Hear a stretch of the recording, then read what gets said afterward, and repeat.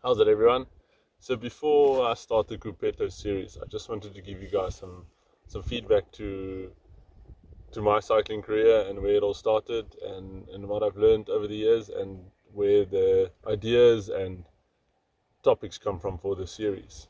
So I grew up in a small town called Wellington. I mean, when I started riding there, it wasn't known for what it is known for now. Now it's known for Awesome Trail Network, hosting the Cape Epic, and also other big races. But at that time when I grew up, cycling was quite a small sport. We just had rugby, cricket, and all the bigger sports, but cycling wasn't seen as anything that you can do at school level at all. So I tried my hand at some school sports, but I mean, my dad and I quickly realized that I suck at anything that includes a ball. I still can't catch a ball to save my life, but that's that. And from there, I was lucky enough to have Peter and Ilan, them and a few other guys that rode with him. And my dad, being the lacquer oak that he is, he asked them one day if I can just join on my rally and see what it's all about. Maybe I enjoy it and I can take it a bit further, or just firstly see if I enjoy it. So one weekend I joined them for a short ride just outside of Wellington on my rally. Those like really heavy rallies with those triangular shaped frames. Just rode 2008, matric 2009, also just rode trying to find my feet. Entered a few local races, but nothing special. Then started studying in Wellington in 2010. Got my first coach, a guy called Kieran Ruddock. Didn't really listen to him a lot, to be honest, because I always just did a bit more. If he said an hour, I used to do 2 hours. If he said 3 hours, I used to do 4 hours. So if I listened to him, I think I would have been better off. And then in 2010, I actually did my first big race, was the Pioneer Trek towards the end of the year. And that year it was a mental pioneer. I mean, the first stage was Atterquas plus 20 Ks. And I was only 19. So I don't think that was a great decision, but I learned a lot that year. And it grew and grew and grew. Shan gave me my first ride in 2011 for the bicycle company. We rode Full Dynamics bikes, craft clothing. I mean, he really kitted the team out properly. So that was 2011. No real massive results other than winning Transbaviaans for the first time. And then 2012, I got a ride with Rocky Mountain, a company called Hullabaloo. Very, very cool. Started racing full on towards the end of the year. Dr. Evil Classic. Luckily, I could win that one. And then the Pioneer, I rode solo.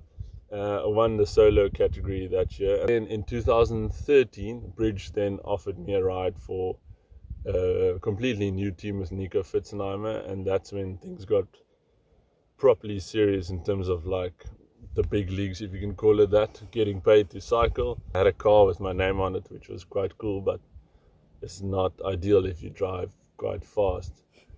Yeah, so that was a fun year, but not productive in terms of results or actually learning or going anywhere in the sport. We had budget and we had money, but there was no guidance at all. And that's something that if I could go back in time, I would really like to change that and even pay someone a little bit of the budget we had available, just to give me some form of ideas on what races to do, what races to target, what not to do, when to do this, how to do marketing, how to market yourself, how to benefit the brand. And I think because I didn't know at the time, the sponsorship only lasted for 1 year because they didn't see the benefit in it. Then 2014, I went back to Rocky Mountain. They also put in some budget, and we were quite a cool team with Jared. It was a very well set out team. We did get some guidance. We went to all the national races, and I really learned a lot that year. I went to Oman and did the Transajar at the beginning of the year with my dad and my brother, which was an awesome trip, and I'm very thankful that we went there and I could actually win. Don't forget what I'm to say.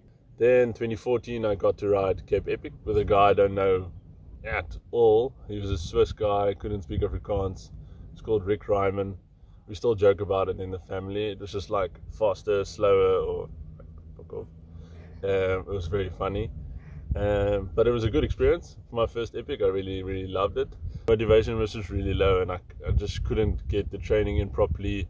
Always at the back of my mind was that thought, like, well, what if this sponsor stops now? I mean, can't carry on riding if there's no future for me. Then at the end of 2014, I really put in a big year to give the first 3 or 4 months of 2015 a big go. And then in December, I got a call from a good friend of mine called Stefan Sam. He was 3-time winner of the Cape Epic. He rides for Team Bulls. And he said, hey, listen, I'm out of the professional Team Bulls team. Am I keen to ride with him at Epic for a charity? And I mean, this, for anyone, is the ultimate dream come true. Quickly, the motivation was back. Started putting the hours in. I actually moved in with Stefan and his family in Stellenbosch. And we trained crazy hours, but smart hours. We really trained hard and we trained well. After Epic in 2015, I decided to stop professional cycling because I had the opportunity to go and work at USN. Thanks to Albi Geldenhuys, he saw potential and sponsored me with supplements and a bit of financial support through the first 3 or 4 months of 2015. But he always said, okay, but if you stop, then you must come and work for the company because there's an opportunity there with the PFIT series. And yes, then it completely changed sides. I mean, from the person looking for a sponsorship to the person actually managing athletes and budgets and events and choosing where we want to operate as a brand. And I completely loved it, but I didn't cycle. End of 2015, 2016, 2017, until Michaela and I got married. I mean, I rode, but I didn't really ride a lot until we decided to actually give it a go properly. At the end of 2017, we rode together all the time. We met a lacquer oak called Leon, who's now probably my best friend. And yeah, the three of us trained together a lot, went to races together, the results started to come. Michaela and I did some mixed races together, Race to the Sun, Waterkloof Encounter, we won that. And then a few local races. I mean, I saw it as an opportunity to get some extra money in. If I train hard, I can win local races. And then it started getting more and more serious. I went from 12 hours a month to 20 hours a month to 40 hours a month to now averaging about 50 hours a month. Then mid-2019, I got a call from Shaunick Bester, and he said, listen, are you keen to come and ride at the Dark Horse team? And the rest is pretty much history, and you know, I'm not going to stop now. Yeah, so thank you. That's pretty much my background. And yeah, look out for that first Cupeto episode.